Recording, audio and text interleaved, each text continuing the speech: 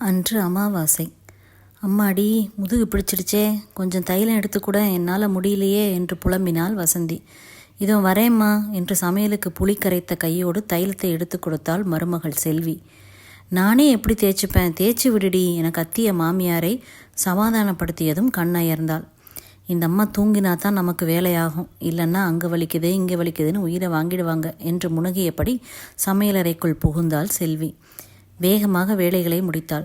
தொலைக்காட்சியில் வரும் அழுகை தொடர்களை பார்ப்பதும் உண்பதும் மட்டும்தான் வசந்தியின் வேலை. இடையிடையே மருமகளை குறை சொல்லி திருப்திப்பட்டு கொள்வாள். ஆண்டுக்கு 365 நாளும் நோய்தான்.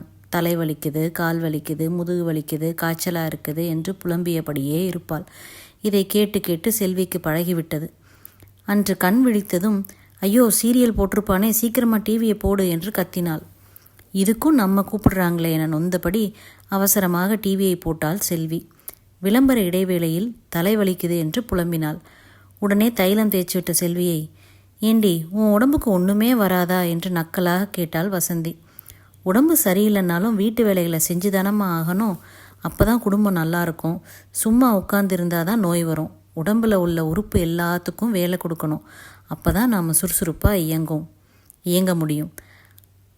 அதெல்லாம் என்னால் முடியாதுடி. முன்னாடியெல்லாம் அம்மியில் தானே அரைப்பீங்க, உரலில் அரிசி குத்துவீங்க, அப்போ உங்களுக்கு எங்கம்மா நோய் வந்தது? நான் ஆலோசனை சொல்கிறேன், தப்பாக நினைக்காதீங்க. மனசில் பட்டதை சொன்னேன். நானும் வேலை செய்யணும்னு தான் நினைக்கிறேன், ஆனால் முடியலையே.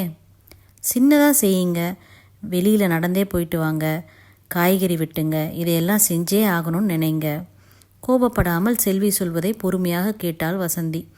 மறுநாள் சிறு சிறு வேலைகளை செய்ய ஆரம்பித்தாள். கால் வலியை பொருட்படுத்தவில்லை. வீட்டுக்குள் நடந்தாள்.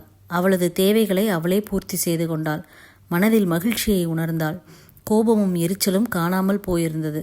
வேலை செய்யாதிருந்தால்தான் நோயை உணர முடிகிறது, பகலில் தூங்குவதால் தானே தலைவலிக்கிறது என நினைவில் வந்தது. தூங்கும் நேரத்தில் புத்தகம் படிக்க திட்டமிட்டாள். டிவி பார்த்தால் தானே முதுகு வலிக்கிறது, அந்த நேரத்தில் கடைக்கு சென்று வந்தாள். இவ்வாறு வேலை செய்ய துவங்கியதும் நோயை மறந்தாள். மகிழ்ச்சி வானில் பௌர்ணமி பொங்கியது.